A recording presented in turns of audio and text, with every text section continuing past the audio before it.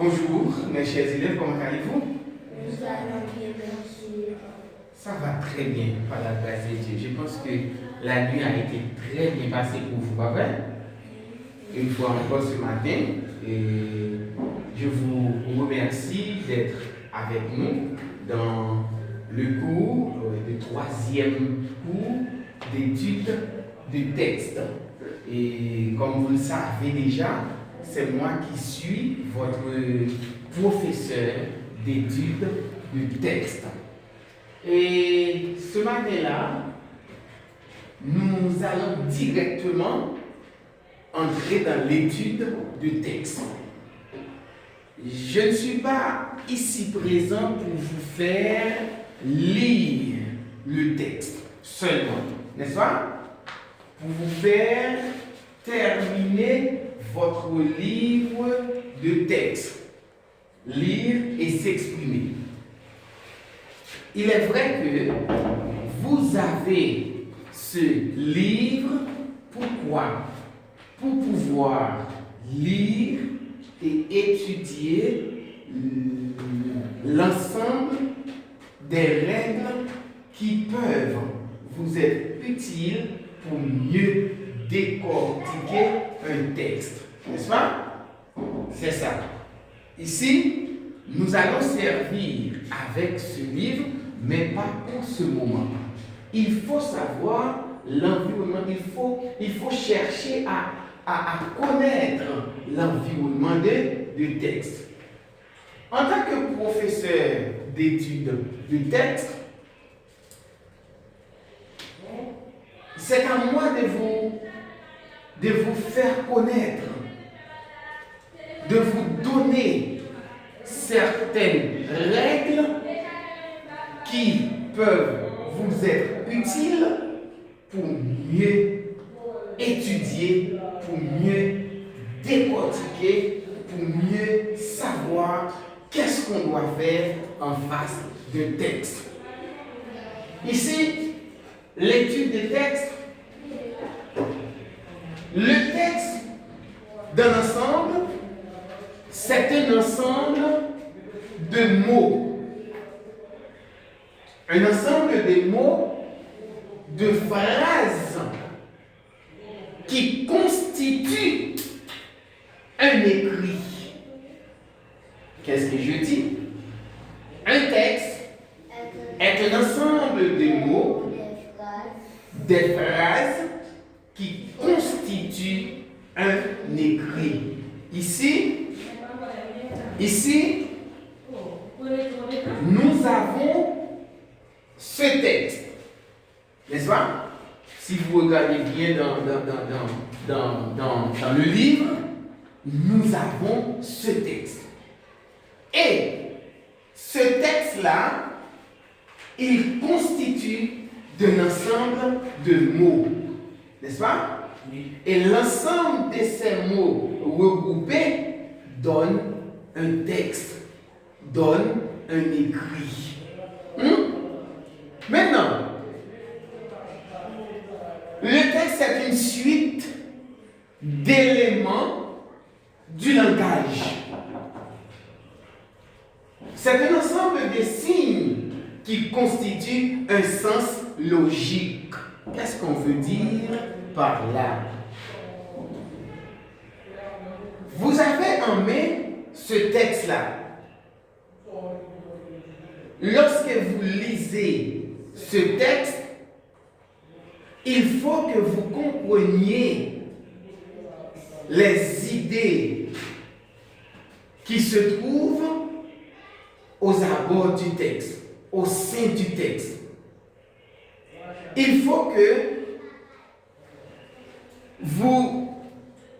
chercher à connaître l'environnement du texte. N'est-ce pas?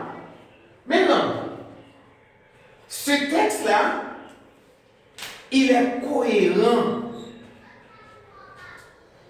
Et s'il n'y a pas de cohérence dans le texte, vous n'allez pas pouvoir comprendre. Est-ce que vous me comprenez? Qu'est-ce que je dis dans ma langue vernaculaire. Non, non, pas moment. Texte ça, c'est un texte qui doit être écrit pour capable comprendre. Et avant tout, il dit, il constitue un ensemble de mots.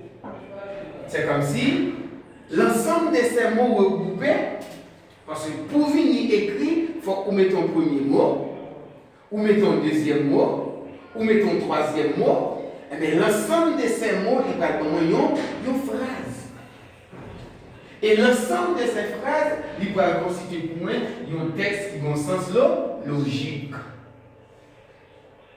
Et si toutefois, vous n'avez pas l'habitude de lire presque tous les jours, vous avez manqué mots, vous avez manqué vocabulaire qui pourra permettre de parler, merci, comprendre, articuler. Maintenant, ici, on nous a parlé de mots. Mais qu'est-ce qu'on entend par mot? Qu'est-ce qu'on entend par mot? On entend par mot, le mot c'est une suite de lettres. Les lettres, ce sont A, B, C, D, ainsi de suite. Ce sont des lettres. Mais lorsque nous regroupons ces lettres, qu'est-ce qui va se passer? Ça va donner un mot. Et ce mot-là, selon la prononciation, il va bailler un son. Il va bailler un son. Et mot ça, la constitué un vocabulaire. Disons, le mot est une suite de lettres comprises entre deux espaces blancs. Quand on voit espace blanc, ici, j'ai un premier mot. Un premier mot, c'est P. Un deuxième, une première lettre et une deuxième lettre, c'est R. Une troisième lettre qui est O. Une quatrième lettre qui est U. Et une cinquième lettre qui est V. Et sixième lettre qui est E. Ici, ça donne le mot prouve. Et si je fais tourner nos verbes, ça donne le verbe prouver. C'est là qu'il dit que un mot est constitué d'un ensemble de lettres. Un grand mot. Mais l'ensemble de ces lettres qui vont moins un mot, et l'ensemble de ces mots, c'est mon premier mot, un deuxième mot, un troisième mot, la constitution une phrase. Et l'ensemble de ces phrases, les constituer un paragraphe. Et un paragraphe, les constituer un texte. Ici, j'ai un texte. J'ai un paragraphe. Mais ce paragraphe-là, il y a plusieurs lettres. Plusieurs lettres.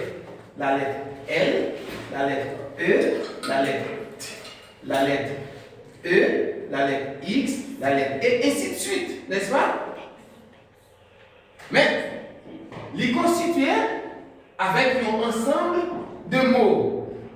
Le mot le mot texte, le mot est, le mot un, le mot ensemble, le mot de, le mot mot. Mais l'ensemble de ces mots donne une phrase. On reconnaît une phrase, ça c'est affaire enfantillage, pas vrai? Elle commence par une lettre majuscule et elle se termine par un point. On dit ça, c'est une phrase. Mais phrase là, pour une phrase, la constituée d'un ensemble de mots.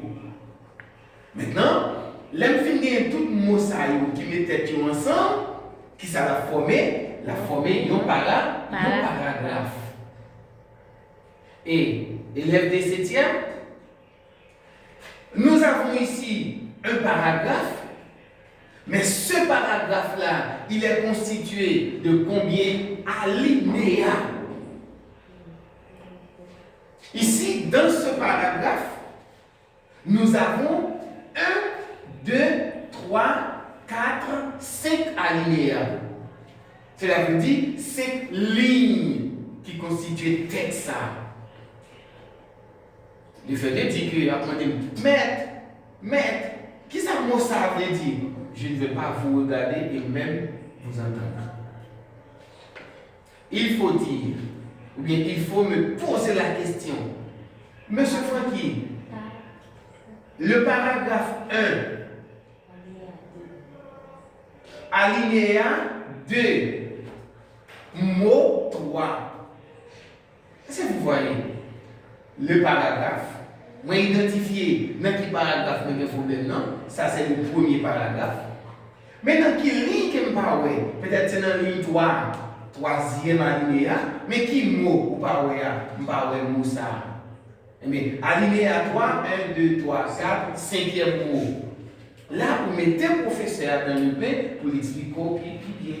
Et vous faites sentir tout, mais en face, il y a un monde qui est éduqué. Est-ce que vous comprenez?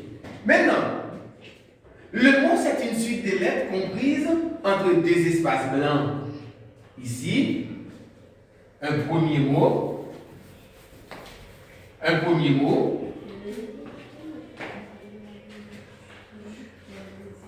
un deuxième mot, un troisième mot. Je suis malade. Ça, c'est une phrase.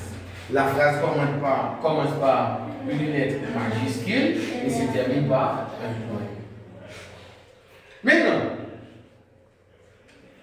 transcrivons un son ou un groupe de sons. Ici, le premier mot sonne, il dit je. Le second mot sonne, suis.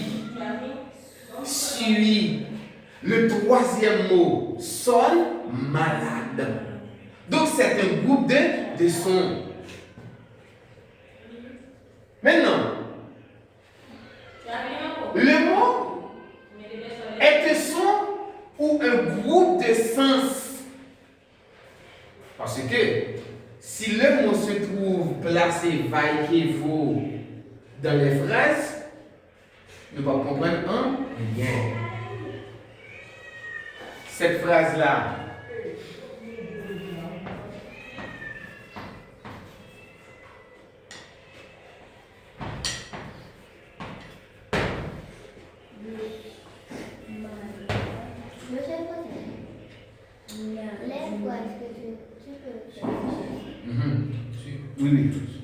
Voilà. Maintenant, qu'est-ce qu'on dit? On dit que le mot est un son ou un groupe de sons d'une langue auquel est associé un sens.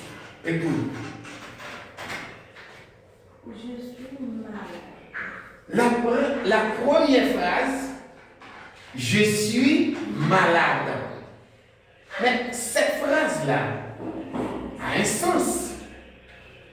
Puisque cette phrase a un sens, eh bien, vous comprenez logiquement cette phrase.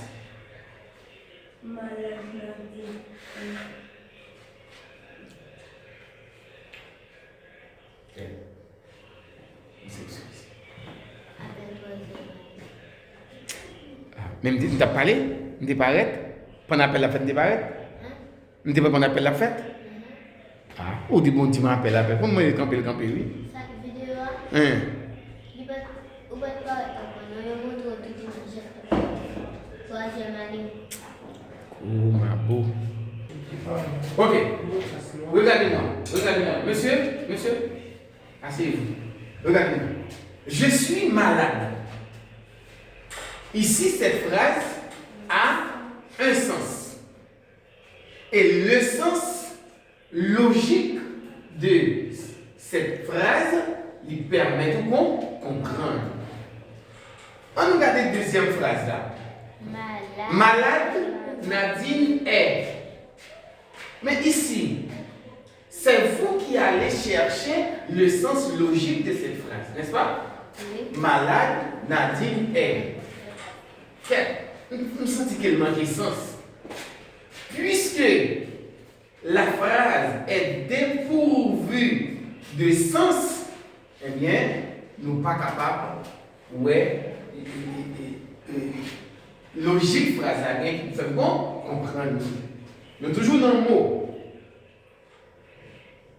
Il dit que certains mots nous permettent de faire des jeux à partir de leur sonorité ou leur sens. Il y a des mots qui, dépendamment son lit, il est capable de permettre de jouer avec lui convenablement. Et c'est le sens moi. Et il y a certains mots qui sont un peu difficiles si vous pas déjà comprendre mot ça, si vous pas comprendre sens li. On nous met deux mots ça. On nous met deux mots ça.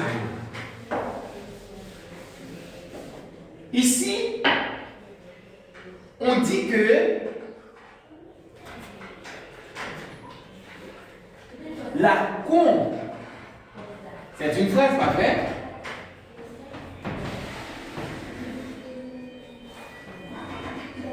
La conjoncture du pays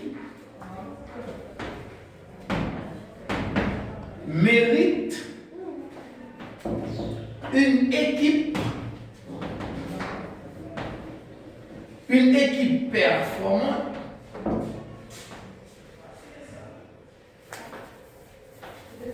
une équipe solide pour donner une conjecture. Ici, nous avons une phrase. Regardez avec moi, s'il vous plaît. Nous avons une phrase.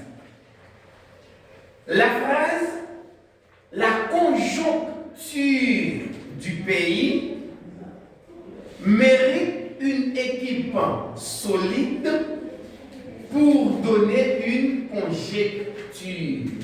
Regardez ces deux mots. Conjoncture, conjecture. Si ou pas t'habituer lire, si ou pas gagner, ou pas chercher mot, ou pas faire recherche, phrase sont monde qui peut expliquer. Mais pour qu'à bouquer l'île belle, pour qu'à une belle français, pour qu'à une belle prononciation, mais pour pas comprendre phrase là. La seule chose, pour comprendre phrase, il faut comprendre deux mots ça. Parce que là, il dit certains mots nous permettent de faire des jeux à partir de leur sonorité ou leur sens. Ici, quand on parle qu'on Et dans la salle de va chercher la réponse. Quand on parle la conjoncture. Maintenant,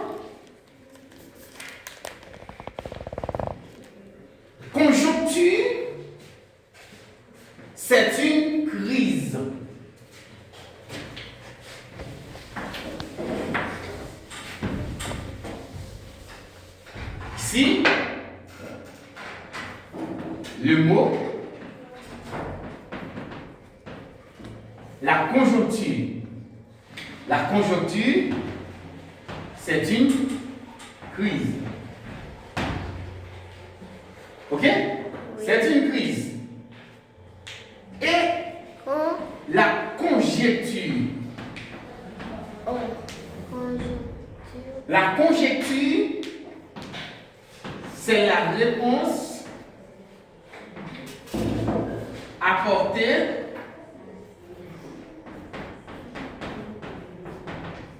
à la crise. Maintenant, vous êtes capable de comprendre une phrase en première, n'est-ce pas? Qu'on doit comprendre.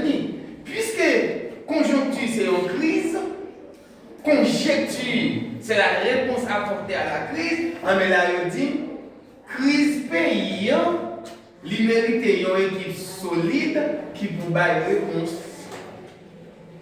Hein? Vous comprenez? Là, c'est ça qui mot. Il faut chercher, décortiquer le mot. Si vous ne pas décortiquer, vous ne pas comprendre. On nous fait notre jeu. En nous faisant l'objet, il y a une autre phrase. Qu'est-ce que vous dites? Ça va? Ok. Une autre phrase. La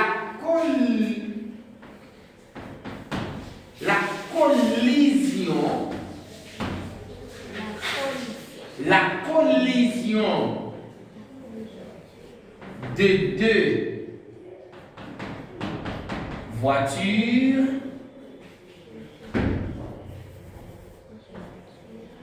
mérite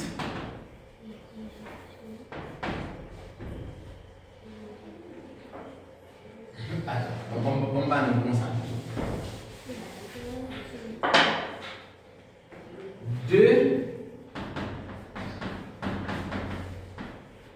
Deux voitures se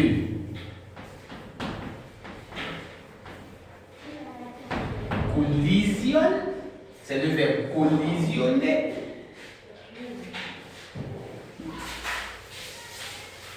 Et leur propriétaire se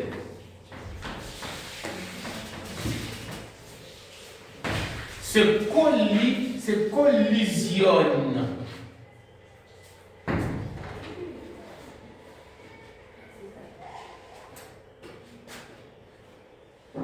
Deux voitures se collisionnent. C'est le verbe collisionner. C'est le verbe collisionner. Et leur propriétaire se collusionne. C'est le verbe collusionner. Maintenant, là, il y a un problème. Parce qu'il y a un jeu de mots. Jeu de mots, ça, c'est yo qui va le sens phrase. Selon nous-mêmes, comment tu as interprété phrase ça? Comment tu as interprété phrase ça, selon nous?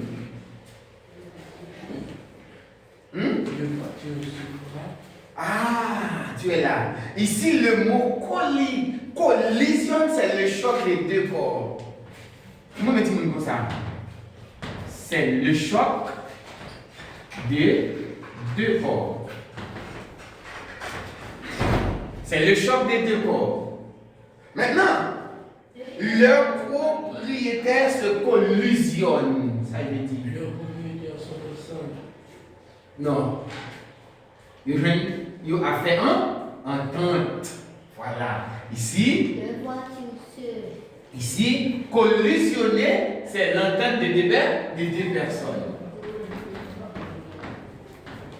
Collusionner, c'est l'entente de deux personnes. Dans bon créole, deux frappé ensemble, eh bien, des gens qui mettent l'eau, ils font entendre. Maintenant, il faut chercher dans le dictionnaire pour trouver les mots lexicaux. Ok? Parce que les mots lexicaux, ils sont emmerdants dans le texte. Maintenant, est-ce que vous comprenez? Je vais partir. Alors, avancez, on va partir.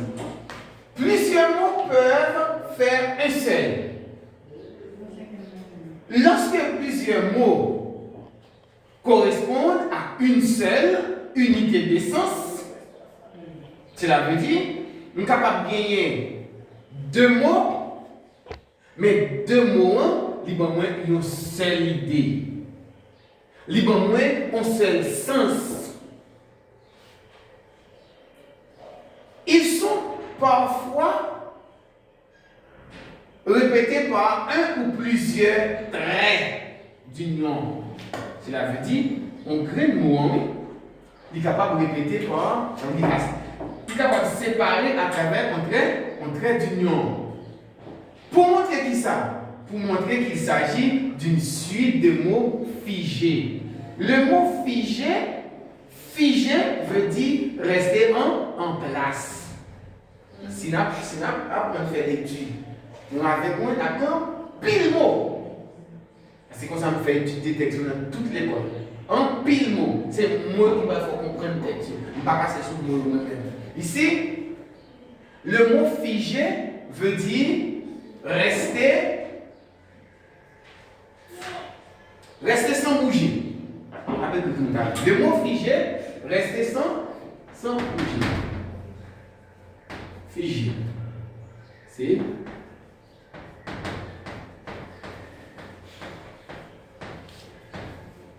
rester sans bouger.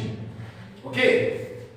Maintenant, qu'il s'agit d'une suite de mots figés, c'est-à-dire constituant un ensemble toujours dans le même ordre, mais pas séparé. Nous avons, par exemple, un pied à terre. Ici, un pied à terre, c'est un seul mot. C'est un seul mot. Mais qui constituait, qui formait à travers plusieurs autres mots. Nous avons le mot pied, à et terre. Maintenant, trois saillots, ils mettaient tête ensemble pour bailler un seul sens. Nous avons le mot arc en ciel. Il formé de trois mots qui séparés par des traits d'union.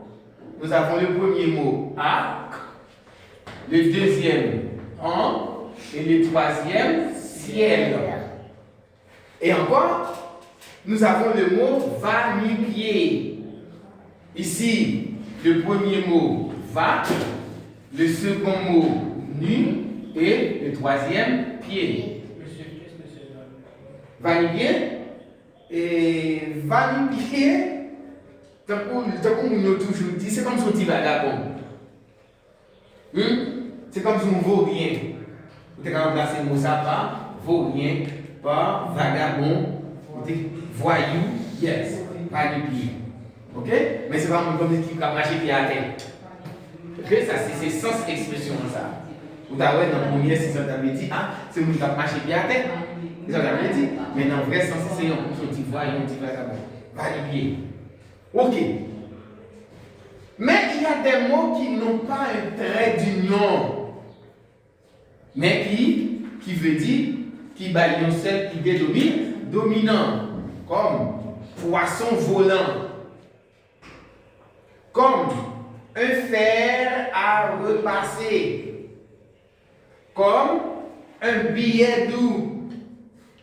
Ça aussi, c'est des mots dans l'ensemble qui c'est un seul mot d'ailleurs, mais qui constitue de plusieurs éléments. N'est-ce pas? Les formules figées peuvent aussi être des verbes. Vous dites quoi?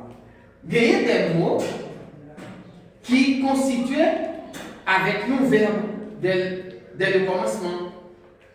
Nous apprenons ça comme faire naufrage. Ok? Il y a un grand monde qui a sorti dans faire naufrage, nous sommes capables de dire naufrager. Nous sommes capables de perdre le nord. Noyer le quoi? Le poisson. Ça y est, c'est des mots qui empruntent un verbe plus un nom pour former un seul sens. Il y a des mots aussi qui ne sont pas capables de séparer. Quel que soit Jean Devé, Moussa, l'irrité, Jean Lié. Sauf que, on va chercher un autre synonyme pour lui, mais il n'est pas qu'à séparer. Le plus souvent, il est impossible d'intercaler un autre mot à l'intérieur du groupe d'éléments figés. Groupe d'éléments figés, cela veut dire mot qui déjà placé, non, mot qui déjà formé et vocabulaire, non? Mais ou pas qu'à rien. Nous allons un exemple.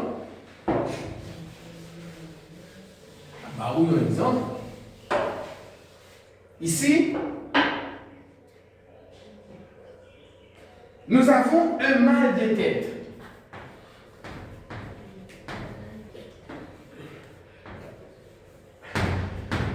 Un mal de tête. Ici, 1, 2, 3, 4 mots qui forment un tour qui peut avoir un seul sens. Moi, je vais changer le mot ça. Qui ça va changer là-dedans là pour le même sens, même changer un mot? Pour le même sens, qui va changer là? Un mal. Oui, pour le même sens, mais qui va changer? On va changer un? Non, juste diminuer la phrase qui est trop longue. On dit mal de tête. Mais mal de tête toujours été? Hein? Ok, dis tête. Ok, moi je dirais tête, ça me vient. Mal de? Mal de qui ça? Qui ça a bon sens? Dès que ça me fait parler. Oui, mais qui mot a changé? Pour ce sens, même j'ai mal de changer le mot. Mal de pied? Non, c'était pas différent. On parlait de mal de tête. On va toujours parler mal de crâne. Mal de crâne? Ok, mais ça veut dire, je veux vous dire tout simplement qu'il y a des mots qui ne peuvent pas changer. Sous les sens c'est toujours été, c'est moi qui peux toujours là, ou du moins, ou venir avec un synonyme. Eh bien, mal de tête pas qu'à changer. Si mal de tête pas qu'à changer, nous sommes capables de venir avec deux autres mots, mais qui ont le même sens avec mal de tête. Nous sommes capables de prendre céphalée. Nous sommes capables de prendre migraine. Ok? Même pas capable de changer mal de tête là.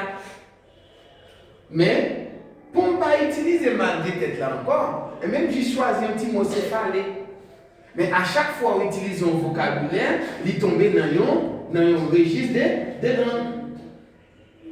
Il tombe dans un registre des langues qui n'a pas pour nous très bien. Donc, ici, l'aime dit céphalé, l'aime dit migraine, il est toujours égal avec mal de tête. Ici, exemple, un mal de tête différent d'un mal petite tête. Il dit différent. Sens logique pas même. Ici, un mal de tête, tout ce que tu as mal de tête, il y aura une tête fait mal. Ou une douleur atroce. Mais si tu as un petit mal petite tête, c'est comme si ce petit mal est léger. Ok. Maintenant, comme on dit, on peut servir avec céphalée ou migraine. Et ici,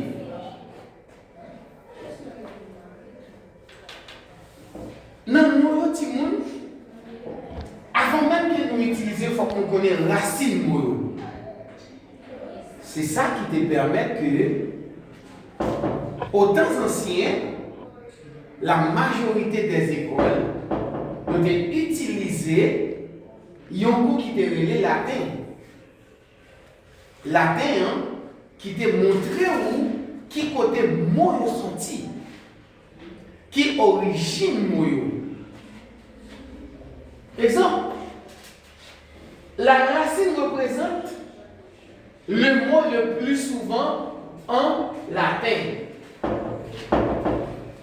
Le mot le plus souvent en latin. Grec ou germanique.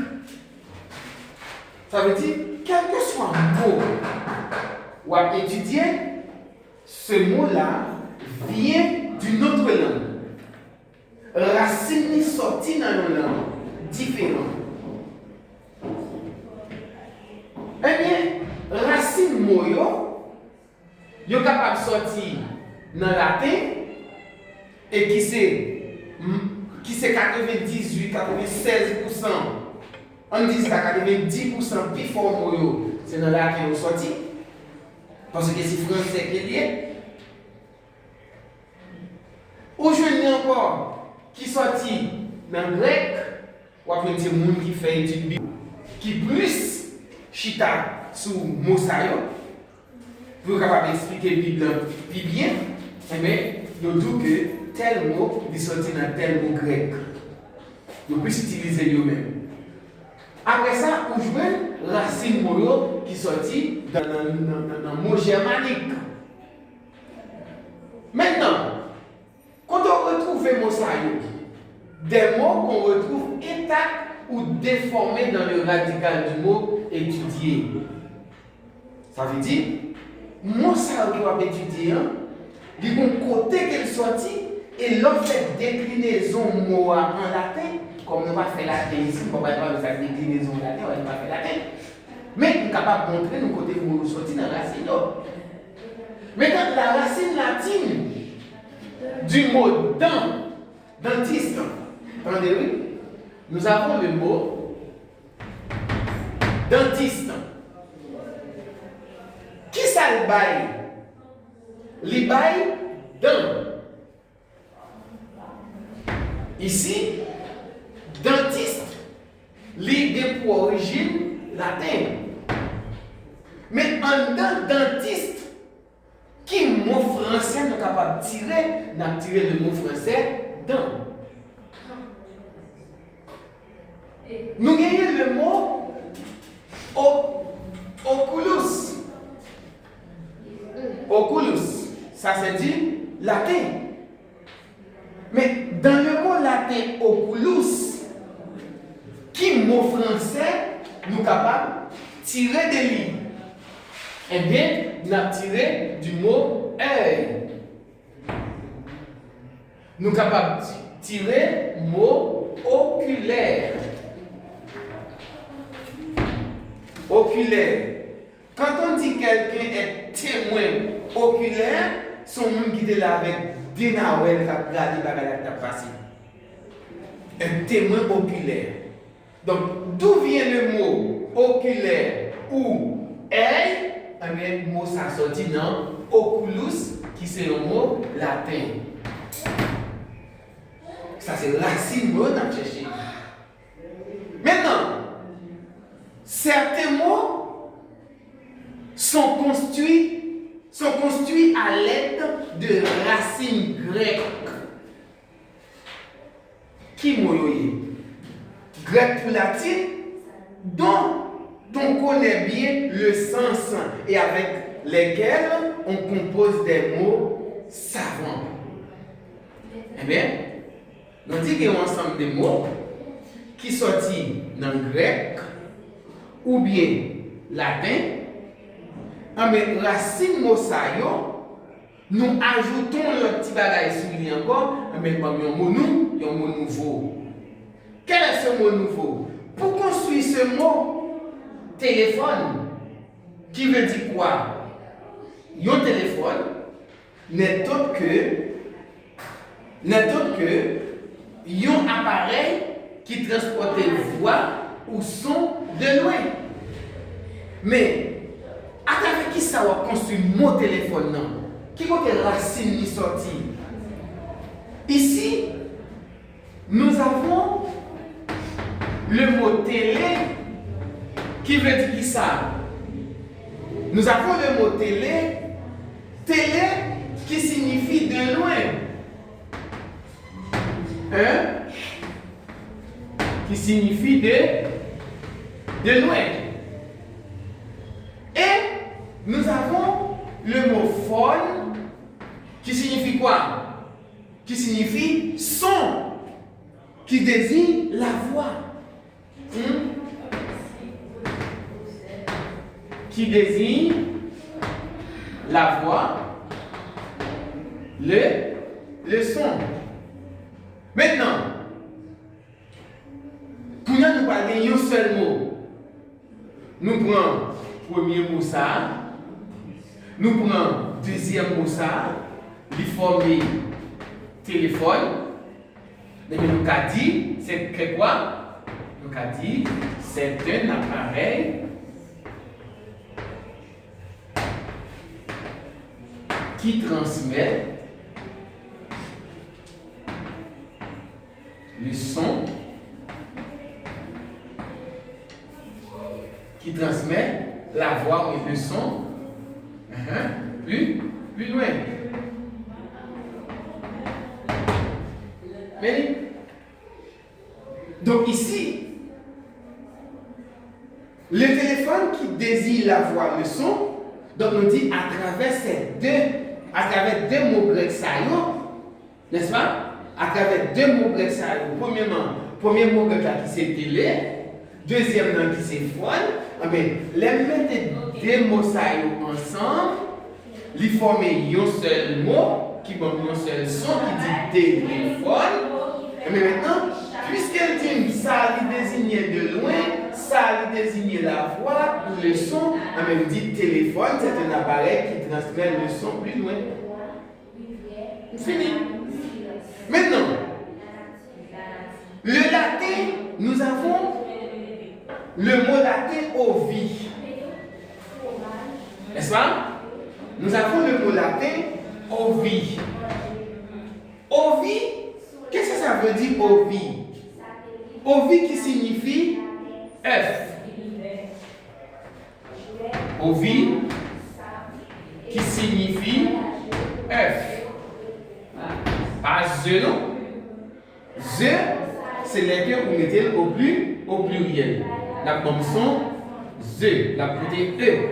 Mais les était au singulier, il côté e. Il dit œuf. Avec O et dans l'autre, vous prononcez un dent gauche. F. Ok. Qui signifie F? Et nous avons l'autre mot qui signifie.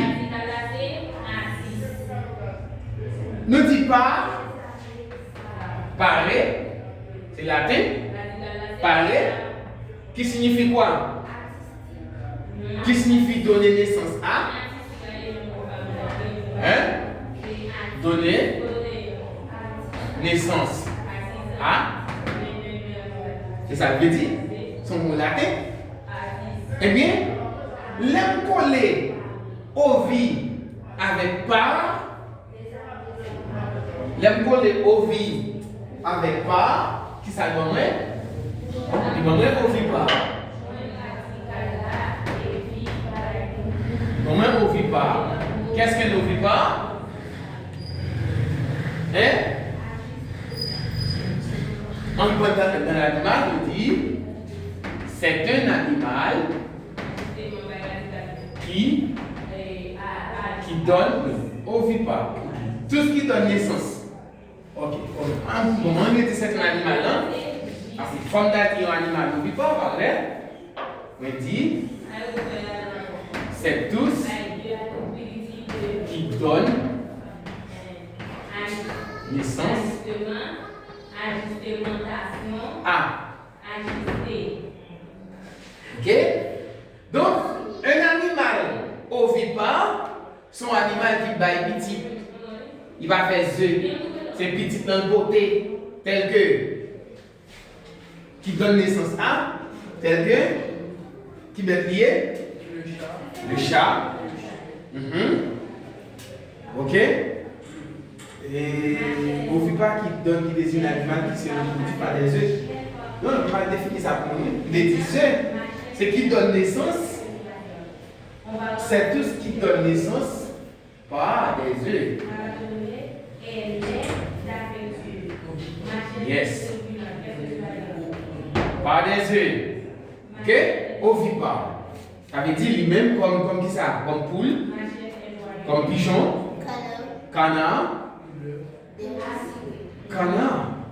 Canard par contre. Hein? Canard contre? Canard contre? Comment est-ce que c'est vrai? Canard par contre. Quel est le canard? Ça que mal là, c'est peut être le canard. Ça qu'on a les cannes. Non, c'est fiable les cannes. Non, c'est fiable les cannes. Canard pas bon. C'est canne qui pond. Ok? Vous allez vérifier ça. C'est canne qui pond, mais canard pas pond. Ok? Vous dites? Oui, exactement. Ok? Exemple, nous avons, comme on dit, qui baille par des yeux, on dit ovipare. La poule est ovipare. Ok? Et qu'est-ce qu'on a dit encore? Tu penses déjà? Toi-même. Tu as écrit? Ok. Maintenant, on dit, et si ça c'est nous qui pondent, et ça ne pas petit petit différent, comment il est? Non, vivipare. Ne pas dire ovi, c'est vivipare. Vivi, c'est tout ça qui va naissance. Ok? Et pas, c'est pas à travers les œufs, mais vivipare, c'est tout ça qui est capable de porter petit. Ok? Maintenant, est-ce qu'il y a une question? Quelqu'un aimerait connaître plus avant que moi, des devoirs. Vos devoirs sur Google, même en banane, en feuille, nous aller. Est-ce que ça va? Vous comprenez? Il n'y a pas de question? Donc là, je peux vous dire merci. N'est-ce pas? vous dire merci aussi. Ah, merci. Ça a été bien? Merci. Merci à vous. Que Dieu vous bénisse. Ok? Merci.